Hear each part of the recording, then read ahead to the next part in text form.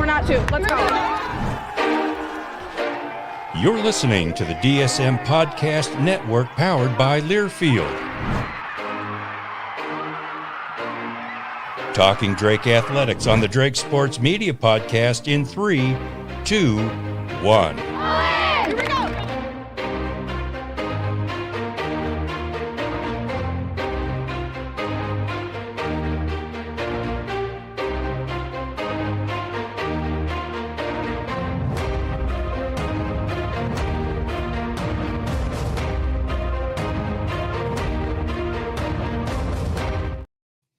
Hey, it is the 515 podcast on the Drake Sports Media Podcast Network, and we are powered up by Learfield. We're actually streaming live here in the Drake Sports Media studio on this Monday, running a little bit behind schedule. Usually these roll out at 5:15 every Monday, but schedules happen a little bit, and this is pushed back. So, hey, we're doing it live. You can catch us on the Drake Athletics Facebook and YouTube pages. Also, when this live broadcast is done, you can finish up listening or tell your friends that they can listen wherever they get their podcasts or through the free Varsity Network app from Learfield. Make sure to check out that free Varsity Network app from Learfield.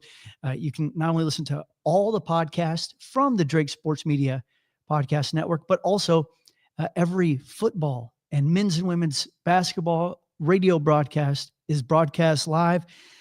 And as I said, it is free. My name is Michael Admire. It is the week of September 15th. We're going to welcome in sophomore goalkeeper Tomas Butkovic in to go one-on-one. But first, here are the headlines.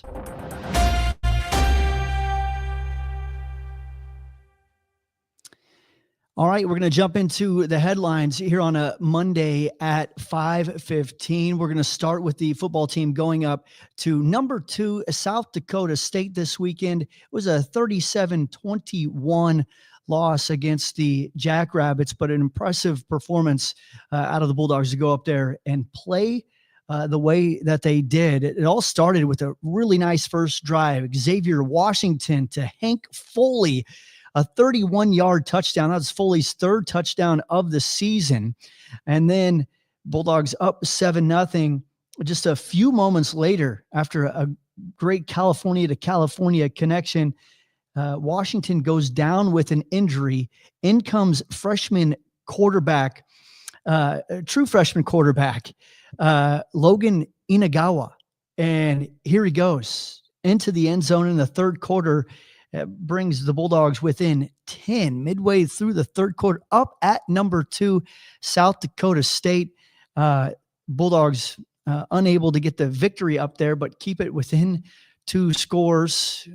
Talked to Coach Woodley just a few minutes ago. That conversation will be going up on the Drake Athletics YouTube page shortly. So if you want to check that out, be sure to do that as they prepare to play number 12. South Dakota Saturday in Vermilion, and we'll be back at Drake Stadium October 4th to open Pioneer football play against Valparaiso. Also this weekend, the women's soccer team goes to Indianapolis, and in the 90th minute, Isabella Balsley gets a goal to earn a 1-1 draw at Butler. 40 seconds to play in the match. Balsley gets a massive goal for the Bulldogs, who are now 3-3 on the season. Bulldog volleyball team goes over to the Husker Invite, play a couple matches in Lincoln, fall to Grand Canyon 3-2, and then a 3-0 loss to number 22 ranked Utah. Couple really tough matchups, and the Husker Invite volleyball is back on the road. They're also going to be in Vermilion this weekend, playing in the South Dakota Classic. They have 3 matches this weekend. Men's soccer now 4-0-3 after a 1-0 win Saturday. Freshman forward Crew Alvarez, that's his first career goal. We'll have Tomas Butkovic joining us in just a little bit, so we'll talk more men's soccer in just a second. Also want to let everybody know that the 5th annual Drake Hoops Fest presented by DMOS returns to Brenton Skating Plaza on October 2nd. It will all start with a youth clinic at 5:30. Registration is now open, and those spots are filling up quickly. So if you have a young hoopster or just a Drake fan, or just a young person that wants to get out and have a fun Thursday night, make sure you get them signed up for this. It's a fantastic event, one of our favorite events we do every single year. Hard to believe it's already the 5th year of Drake Hoops Fest. All right, now it's time to bring in today's guest as we go one-on-one. Men's soccer team coming off a 1-0 victory over DePaul on Saturday. They remain unbeaten, 4-0-3, and one of the big reasons why is because they've got a stone wall on the back end. We've got Tomas Butkovic joining us, the goalkeeper for the men's soccer program. I'm second guessing having you in here for this conversation because usually I've got to have the best hair in the interview, and it's not the case today. The locks are phenomenal. No, I like to take care of them, and I think coming from Australia, I think it's a bit of a look like that, so I got to keep it rolling over here. I love it. Is there, you got any tips for me, the product, or is it all natural? No, honestly, I don't really wash it that much to tell you the truth. It just does what it does, I think. My wife's a hairstylist, and she says you're really not actually supposed to wash it that much to take care of it. So there you go. I'm doing something right. Doing something right. All right. Enough of the hair talk. All right. We'll talk a little footy here, a little soccer. Coming into this season, you guys talked about your high expectations, your high hopes, but you really wanted to boil it down to one game at a time, one practice at a time. How have you all been able to embody that through the first month of the season? I think it's just coming down to like you said, like taking it one game at a time. I think we had a slower start in the preseason, and our coach was trying to reiterate to us, like it is a big journey, but at the end of the day, it's how can you get better with each training session and each game. So I think we kind of broke it down, and as a team, we just wanted to get through each day, just trying to get better and understanding everybody on our team, because it is a pretty new team. I think we have 10 new guys as well. So getting them on board with the vision of us wanting to ultimately make the tournament and doing well, we had to boil it down and just get through each day. You guys went into the match this weekend against a really good DePaul team. DePaul already had a win against Loyola this season, which is a perennial, really good program. You guys have some results against teams that have beaten top 25 teams. In fact, where do you guys feel like you're at, right now, coming off that victory on Saturday, now getting 7 days before your next match? Yeah, I mean, we try not to look at that too much. We're not trying to get too big of a head on ourselves, on our shoulders. But it is always good getting results against good teams. Like, not necessarily, I don't think maybe the rankings don't really reflect the quality of a team too much. But even in saying that, it is nice winning those games. And it definitely puts some wins in the sail for the upcoming games. Awesome. A handful of shutouts, back-to-back shutouts. We'll call it 3 shutouts on the season, one a combined and back-to-back. So, teams haven't scored here on you in a little bit. What has been the reason behind that? And we'll watch a little video from Saturday night's game where, man, felt like DePaul was really attacking late in that second half. I mean, we have had some injuries this year, like both of our starting center backs from last year who are still at the school. They're both injured. So we have 2 new center backs starting games now. They're both quality, but it's taken some time to gel everybody in, I think. But I think now everybody's on the same page.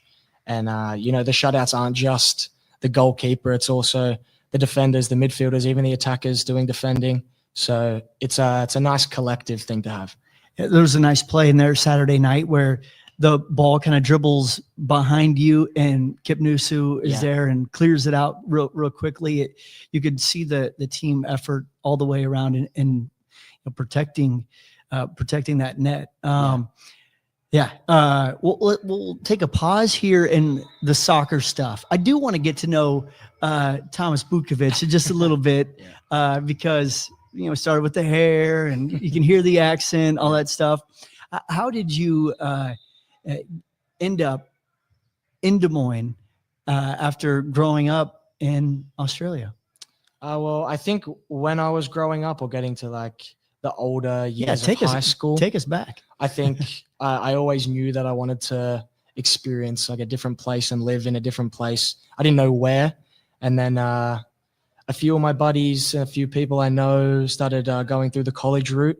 So I thought that looks like a really fun experience, makes my mom happy that I'm getting a degree as well. So I thought, you know what, I'll give it a go. I went to university at home. I didn't think I was going to go to university. I thought I was just going to work after school, but went to university, got in contact with some people that help move players over here.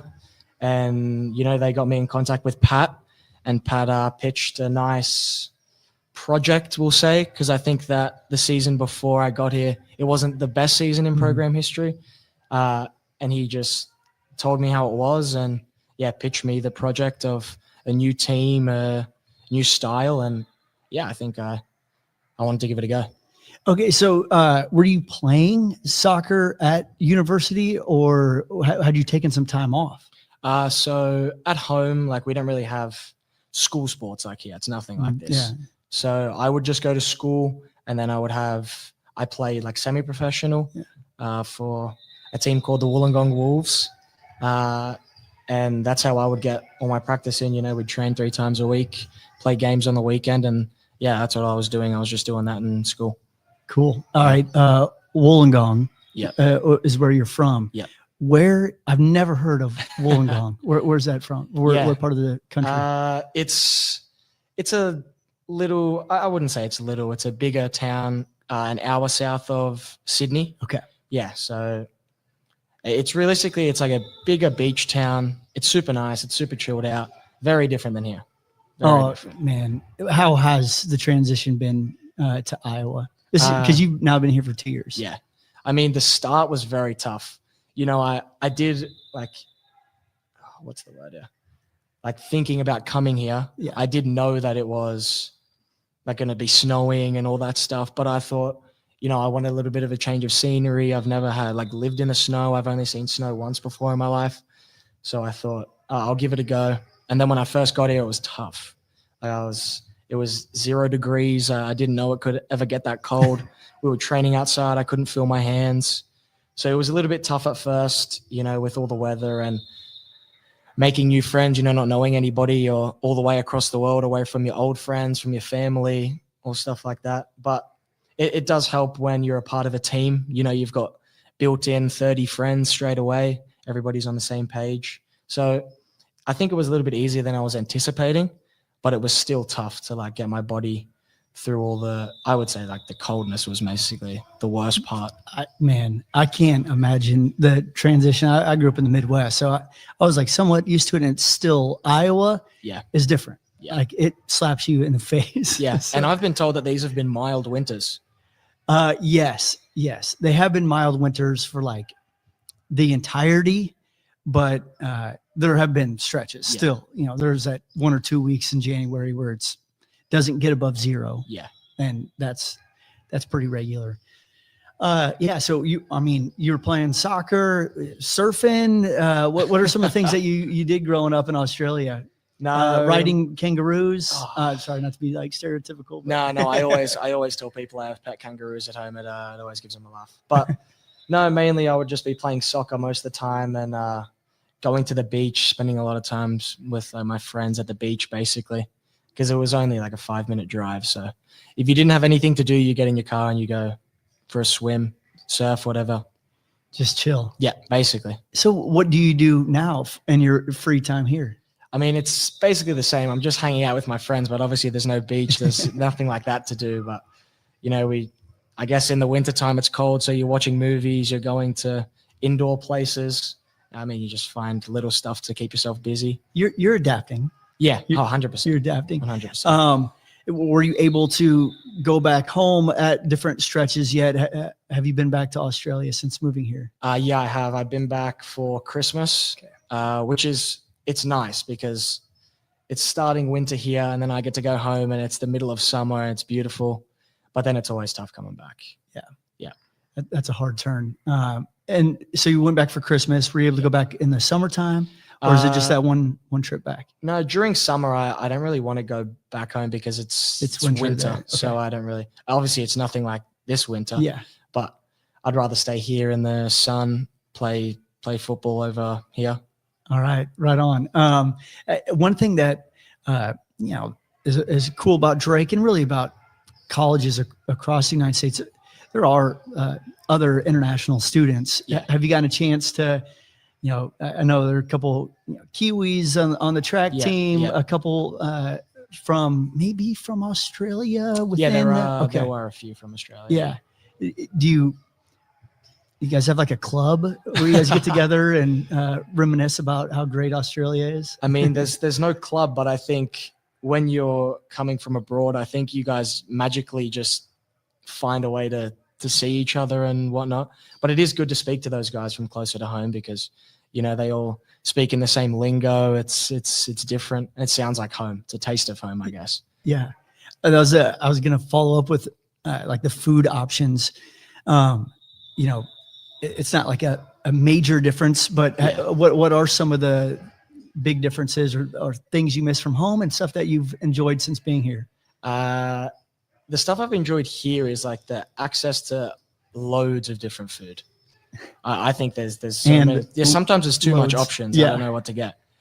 But I think the foods that I miss would definitely have to be just like stock standard meat pie and sausage roll. Those things are easy. And then there's little chocolate biscuits called Tim Tams. You can't get them over here. So my parents actually ship them over to me whenever I ask, basically. So that's a nice touch. Okay, Tim Tams? Yeah. Okay, I'm looking these up. Yeah. What's the spread that Australians? Vegemite. Vegemite. Do you like that? I have some Vegemite here. I wouldn't really say anybody likes Vegemite. Okay. I don't think anybody would really go out of their way. But if you're craving something that's like salty or like something really salty, then I guess you'd eat that. But I mean, if somebody tells you they like Vegemite, I don't think they're telling the truth. I don't mind it. Yeah, me either. I don't mind it. It's funky. Yeah, but it's different. I don't mind it. Okay, I got to ask you, and these are not sponsored restaurants, but places that I like. Have you tried Pie Mates? I think they're down at the. Oh, yes, I have. I have. Yes. Okay, they're like handheld. Yep. Aussie made pies. I think it's an Aussie guy that runs it. I think so too. Sure. I've been in touch with him about it. But yeah, those pies are really nice. It's a taste of home. NIL deal there for you. You can work that out. Yeah. St. Kilda, have you been there? St. Kilda? No, I haven't. Okay. It's a cafe, isn't it? It is. Yeah. So you know a little bit about it. Yes. Okay. There are a couple options, but it is an Australian that runs it. And they kind of like tee themselves up as an Australian food place. Okay. I definitely need to try I'm trying to see if they have any, I don't know. We don't need to get too much into that. I'll see if they had any of those Tam Tams for you. But no. All right. The transition here, a little rough with the weather, but man, the team has really connected. You guys are off to a great start. Now, upcoming this Saturday, got another really good home contest. How are you guys using this time off to kind of reset and get ready for this mid-September into October push? I think right now it's just basically about keeping our bodies as fresh as we can, because I know that some of the boys are pretty sore. So, these 2 days off coming in at the right time, I'd say. But, we try to, these 2 days have completely off, really try to rest the body, rest the mind, and then tomorrow we get back after it. Awesome. Oral Roberts on Saturday. It's actually part of a doubleheader, a soccer doubleheader Saturday night. Women will play at 5, you all at 7:30, and then you guys are right into Missouri Valley Conference play, preseason favorites. How do you guys kind of carry that recognition? It is a nice thing to be seen as like one of the favorite, I guess. But then again, we don't really want to play on that too much and think that we're all the best team in the conference, because that's when teams come and they put you away. So I think you take it with a grain of salt, pinch of salt. So, we're trying to help her put wind in the sail, like I said before, but also trying to keep grounded and, make sure that we play our game and our style and we take it to everybody else instead of them coming to us. Nah, I love it. What does a successful season look like for the Drake men's soccer program? To us, I think our goals are to win. That's as simple as that. I think we want to win the Missouri Valley Conference for sure. We want to go on to have a good push in the NCAA tournament. And I think if we fall short of that, I think the season didn't go to our expectations. It's interesting. The last couple of years, you've seen these mid-major teams, Marshall, Vermont. These teams not only make push into the NCAA tournament, but win NCAA tournament championships. Does that kind of give you a sense of like, okay, it's happened now. Yeah, this is something we can do. We have the players, we have the facility, we have the infrastructure to do something similar. Yeah, no, I think that's right. Our coach, he said to us as soon as Vermont won last year, he said, why can't that be us? We have a good enough team. We all believe. So I think we can do it. Like you've seen, they've done it. So again, why not us? I love it, man. Yeah, dude, this is great. We hadn't got a chance to officially meet until right now, but I love how you play the game. You play with a lot of energy. You're always talking on the back line, and it's fun to eavesdrop when I'm back there capturing content. So that's good stuff, Thomas. Appreciate your time. No, thank you very much for having me. It's Tomas Butkovic on the 515 podcast. We will see you next Monday at 5:15. We will talk to you.